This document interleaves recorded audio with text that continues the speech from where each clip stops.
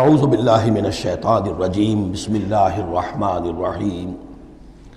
قل من رب السماوات والارض، ان سے پوچھئے کون ہے آسمانوں اور زمین کا مالک؟ قل اللہ، کہیے اللہ ہی ہے۔ قل افاتخذتم من دونہ اولیاء لا یملکون لانفسہم نفعا ولا ضرا، تو کہیے کہ کیا تم نے اس کو چھوڑ کر ایسے ولی بنا لیے ہیں، حمایتی بنا لیے ہیں، معبود بنا لیے ہیں جو خود اپنے لیے بھی کسی نفع و نقصان کا اختیار نہیں رکھتے؟ قل هل يستوي الاعمى والبصير، کہیے ان سے کہ کیا برابر ہے اندھا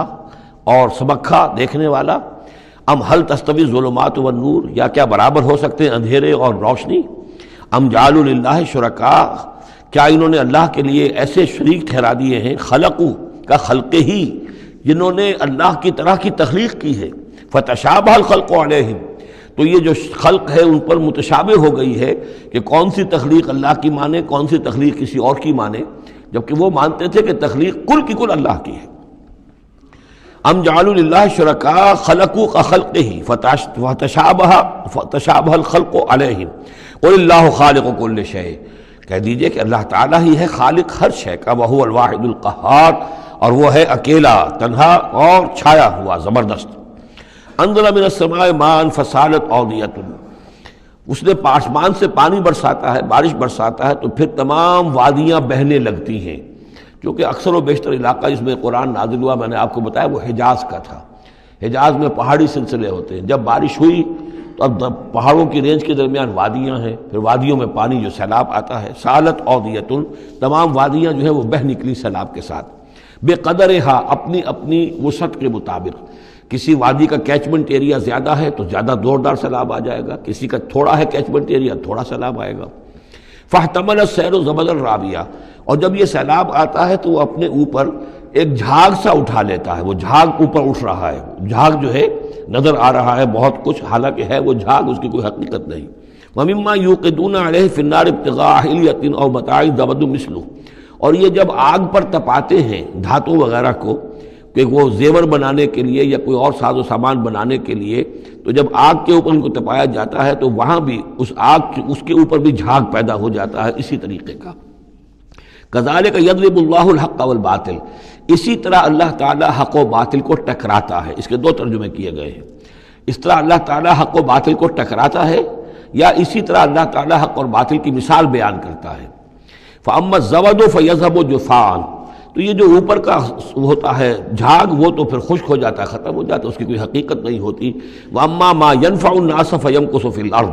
اور جو شے لوگوں کے لیے مفید ہوتی ہے، پانی مفید ہے جو نیچے ہے نظر نہیں آ رہا، اوپر جھاگ نظر آ رہا ہے، نیچے پانی ہے، مفید شے تو پانی ہے، وہ زمین میں جذب ہو جاتی ہے، وہ ٹک جاتی ہے۔ اسی طریقے سے جو اوپر جھاگ آ گیا کٹھالی کے اندر، وہ جھاگ تو ضائع ہو جائے گا، وہ میل کچیل ہے، جو اصل سونا ہے وہ نیچے ہے۔ وَأَمَّا مَا يَنْفَعُ النَّاسَ فَيَمْكُثُ فِي الْأَرْضِ كَذَلِكَ يَضْرِبُ اللَّهُ الْأَمْثَالَ، اسی طرح اللہ تعالیٰ مثالیں بیان کرتا ہے۔ یہ مقام اس اعتبار سے بہت اہم ہے کہ اس میں جو ڈائلیکٹیکل میٹریلزم کا فلسفہ ہے مارکس کا، اس کا جتنا حصہ صحیح ہے وہ یہاں قرآن مجید میں اس آیت میں موجود ہے۔ یہ جتنے بھی نظریات ہیں جدید دور کے، ان میں سے کوئی بھی ایسا نہیں ہے کہ جو 100% غلط ہو، چاہے ڈاروین کا نظریہ ہو اور چاہے وہ فرائیڈ کے نظریات ہوں، چاہے مارکس کے نظریات ہوں، اس میں گڈمٹ ہے غلط اور صحیح۔ تو جہاں تک ڈائلیکٹیکل میٹریلزم کا یہ فلسفہ ہے کہ ایک شے کسی معاشرے میں پیدا ہوتی ہے، وہ دعویٰ بن جاتی ہے، تھیسس، اس کا پھر ایک رد عمل پیدا ہوتا ہے، اینٹی تھیسس، پھر یہ تھیسس اور اینٹی تھیسس ٹکراتے ہیں، ان کے ٹکرانے سے پھر ایک نئی شکل پیدا ہوتی ہے، وہ اب سنتھسس ہے، ایک بہتر شکل وجود میں آ جائے گی۔ لیکن یہ سنتھسس بھی کامل نہیں ہے، اس کے اندر بھی کوئی نقص ہے، لہذا پھر اب یہ سنتھسس بن جائے گا، اس کے ہی کوکھ سے ایک اینٹی تھیسس جو پھر جنم لے لے گا، پھر یہ سنتھسس اینٹی تھیسس ٹکرائیں گے، پھر سنتھسس ہوگا، اس طرح درجہ بدرجہ چیز جو ہے آگے بڑھتی جا رہی ہے۔ اس تصادم میں جو شے لوگوں کے لیے، انسانوں کے لیے مفید ہوتی ہے وہ باقی رہتی ہے، اور جو شے مفید نہیں ہوتی وہ ختم ہو جاتی ہے۔ یہ پوری تھیوری ہے، لیکن چونکہ اس میں سارا معاملہ ہے مادے کا، روح اور اس کی حقیقت یہ ان لوگوں کے سامنے سرے سے ہے نہیں۔ اس حوالے سے ہی ساری گمراہی ہو گئی ڈاروین کے نظریے میں، اسی حوالے سے ساری گمراہی ہو گئی فرائیڈ کے نظریے میں، اسی حوالے سے ساری گمراہی ہو گئی مارکس کے نظریے میں۔ لیکن یہاں بھی دیکھیے جیسے کہ سورہ انبیاء کی آیت نمبر 18 میں آیا ہے، بل نقذف بالحق علی الباطل فیدمغہ، ہم دے مارتے ہیں حق کو باطل پر،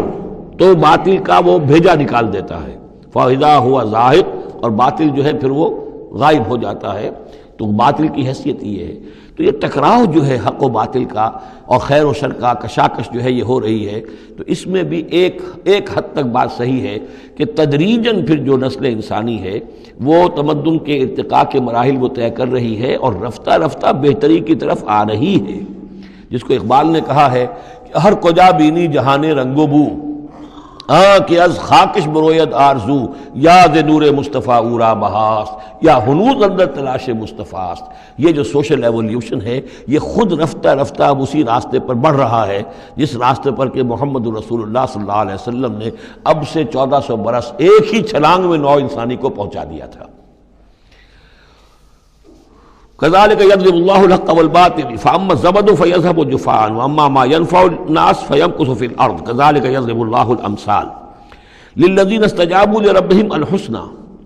جو لوگ اپنے رب کی دعوت پر لبیک کہتے ہیں، قبول کرتے ہیں اپنے رب کے احکام کو، ان کے لیے بھلائی ہے۔ والذین لم یستجیبوا لہ، اور جو لوگ اس کی پکار پر لبیک نہیں کہتے، لو ان لہم ما فی الارض جمیعا ومثلہ معہ لافتدوا بہ، اگر ان کے پاس کل زمین میں جتنا ساز و سامان ہے، دولت ہے، وہ بھی ہو اور اتنا ہی اور بھی ہو، تو وہ سارا بھی وہ فدیے میں دینے کے لیے تیار ہو جائیں گے۔ اولئک لہم سوء الحساب، ان کے لیے یقیناً برا حساب ہے، یعنی حساب سے جو نتیجہ ان کے حق میں نکلنے والا ہے وہ بہت برا ہے۔ ومأواہم جہنم، ان کا ٹھکانہ جہنم ہے، وبئس المہاد، اور وہ بہت برا ٹھکانہ ہے۔ افمن یعلم انما انزل الیک من ربک الحق، کیا بھلا وہ شخص جو یہ جانتا ہے، جسے یقین ہے کہ اے نبی جو کچھ آپ پر آپ کے رب کی طرف سے نازل کیا گیا ہے وہ حق ہے، کمن ہو اعمیٰ، کیا اس جیسا ہو جائے گا جو اندھا ہے، جسے نظر نہیں آ رہا۔ انما یتذکر اولو الالباب، یقیناً سبق حاصل کرتے ہیں، نصیحت اخذ کرتے ہیں وہی جو عقل والے ہیں، ہوش مند ہیں۔ الذین یوفون بعہد اللہ، اب یہ وہ الفاظ آ رہے ہیں جو سورہ بقرہ میں ہم نے پڑھے ہیں، وہ لوگ کہ جو اپنے اللہ تعالیٰ سے کیے ہوئے عہد کو پورا کرتے ہیں۔ اب وہ عہد جو ہے ایک عہد الست ہے جو ہم کر کے اس دنیا میں آئے عالم ارواح میں، پھر وہ عہد جو بھی ہر مسلمان امت نے کیا ہے،